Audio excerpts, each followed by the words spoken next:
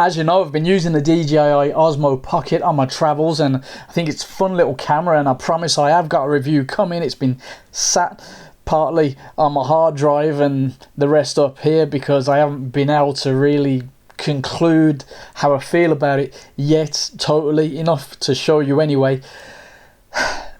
But while I was out on the Colombia trip in the coast, I was on a hike with some friends who kept saying, I say it like that for this reason, friends who kept saying, yeah, but it's not a GoPro Hero 7 Black, is it? You can't go underwater with it, can you? And I tried to show them, you know, that it's not supposed to be a GoPro.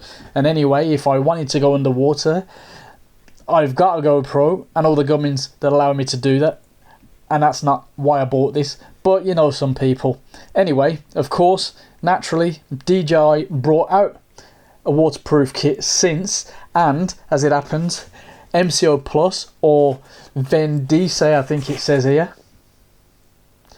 decided they wanted to send me one to test out. So I thought I'd do that with you before we really risk putting it into action. So don't expect any crazy underwater stuff. We want to see if this thing is built right, if it's value for money, and if it's worth the risk. I mean, it does say, please test without your digital underwater at the first time. Please confirm leak proofness before use. I think we know what it means, so let's check it out and do just that, and then we'll see if it's really worth putting into a decent situation. In fact, if it's really worth me packing into my backpack on my next trip. Nobody mentioned Jack Cousteau. This is a solid unit.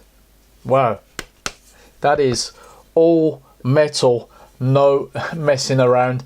Yes, not the prettiest thing ever, but blimey, it feels on first impressions very well built, solid metal unit, absolutely solid. This is rated for 100 meters or 328 feet, and that is one of the major differences between this and the DJI and other brands out there. This thing is designed for some serious diving. Now frankly, I barely go 10 meters underwater, 3 meters underwater, so it might be a little unfair. I'm certainly not going to be able to put this 100 meters under the water. I'm not sure how many of you do. I mean, it'd be pretty cool to hear, and it'd be even cooler to see what you shoot at depths like 100 meters. There's a nice little cold shoe mount on the top there that looks solidly built. Couple of screw threads there, quarter screw threads there, quarter screw thread on the bottom, also on the bottom at the side. On these sides, nothing there.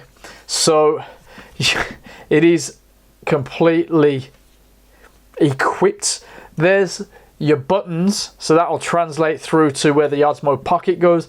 A magnified screen there, and of course limited to front and back there. If we unscrew this here, I think that's enough. I don't think that comes out. Then we can lift it and it's completely separate. So you can see the ceiling. I believe a couple of anti-fog inserts and just a bit of padding there. So that is actually, wow, you hear it clink? Nice. Let's get the Osmo Pocket this way around. I need to give my screen a bit of a clean. Let's pop that one on the top there. Right, that's good. Let's tighten this up. Tighten this up. Lock that down. Turn it on. Yeah, that actually works. Well, as you can probably see, the screen is magnified. We can change the modes. Press it down hard enough. Let me see if I can get it to flick around. I've recentered it. I've got it to flip. You've really got to push down hard on these buttons. It seems very good. It is a heavy number. How does it fare when we put it in a splash of water. Let's see what random test I can conjure up now.